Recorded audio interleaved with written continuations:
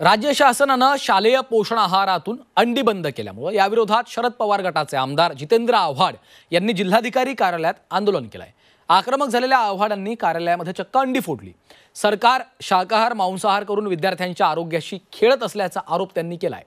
पाहूयात।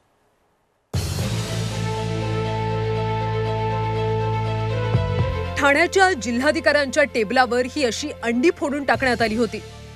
राष्ट्रवादी शरद पवार पक्षाचे नेते जितेंद्र आव्हाडांनी जिल्हाधिकाऱ्यांच्या दालनात अंडी फोड आंदोलन केलं।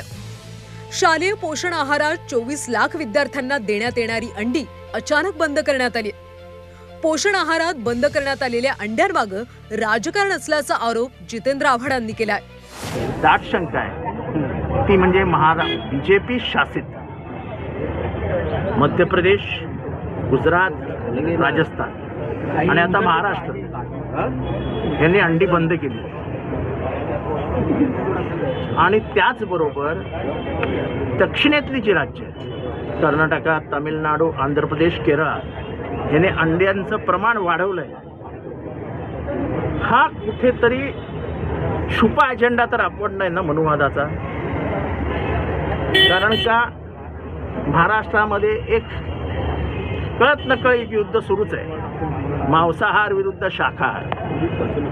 आणि शाकाहाराने समाज संख्येने कमी आहे। आज 90% महाराष्ट्रातील लोक परंपरेने मांसाहारी आहेत, पण शाकाहारी लोकांचं वजन जास्त असल्यामुळे राजकीय शासकीय त्यामुळे अंड्यांवरती आलंय। तेव्हा शासनाने हे मांसाहारी शाकाहारी हे सगळं बंद करा। सरकार शाकाहार मांसाहार करून विद्यार्थ्यांच्या आरोग्याशी खेळत असल्याचा आरोप आव्हाडांनी केलाय। सामान्यांच्या मुलांनी अंडी खायची नाही, महाराष्ट्रात फक्त बोनविटा पिणाऱ्यांच्या मुलांनी जगायचं का, असा सवाल देखील आव्हाडांनी उपस्थित केलाय। हे शाकाहारी येतो कुठनं, हा वाद येतो कुठनं? आणि ज्याला जे आवडतं ते खाऊ द्या ना। आता शाळेत पण तुम्ही हे सुरू करणार का? मग त्या आमच्या पोरांना सकाळ मस्त गरम दूध, कॉम्प्लान, बोनविटा, हॉर्लिक्स वगैरे टाकून देतो आम्ही, आमची पोरं प्यायला तयार आहेत। आव्हाडांच्या या आंदोलनावर शिवसेनेनं टीका केली।